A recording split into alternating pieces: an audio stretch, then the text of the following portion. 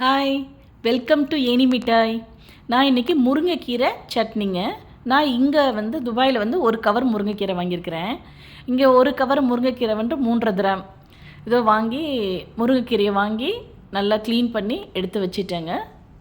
இது ஒரு கட்டு முருங்கைக்கீரைங்க. இது க்ளீன் பண்ணி எடுக்கிறப்ப நமக்கு இவ்வளோ கீரை கிடைக்குது.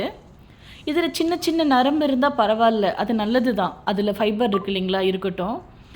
அதனால் கழுவி க்ளீன் பண்ணி எடுத்து வச்சுக்கலாம். ஒரு கடாய் எடுத்து கொஞ்சமாக எண்ணெய் ஊற்றிக்கலாம். 1 ஸ்பூன் உளுத்தம்பருப்பு, 1 ஸ்பூன் வேர்க்கடலை நல்லா வறுத்ததுக்கப்புறம் 1 ஸ்பூன் எள்ளு போட்டு வறுத்து எடுத்துக்கலாம். எள்ளும் வேர்க்கடலையும் ஆப்ஷனலுங்க. அப்புறம் அதே கடாயில் ஒரு 10 சின்ன வெங்காயம், 5-6 பல்லு பூண்டு, நல்லா 4-5 பச்சை மிளகா, 4 பச்சை மிளகா, இத்தனையோடு புளி கம்மியாக சேருங்க.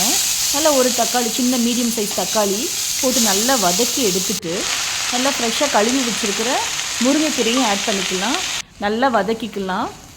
நல்லா வதக்கினதுக்கப்புறம் தேங்காய், எங்களுக்கு இங்கே துருவின தேங்காவே கிடச்சிடுது. அதனால் எங்களுக்கு ஈஸியாக இருக்கும் யூஸ் பண்ணுறதுக்கு. நான் 1 ஸ்பூன், நல்லா 1 ஸ்பூனோ 2 ஸ்பூனோ தேங்காய் ஆட் பண்ணிக்கலாம். போட்டு அதையும் நல்லா வதக்கி எடுத்துட்டு லைட்டாக ஒரு நல்லா ஆறுனதுக்கப்புறம் எல்லாம் சூடு இருக்கும் போது கொஞ்சமாக உப்பு சேர்த்து வறுத்து வச்ச எல்லாத்தையும் மொத்தமாக போட்டு நல்லா அரைச்சி எடுத்துருங்க.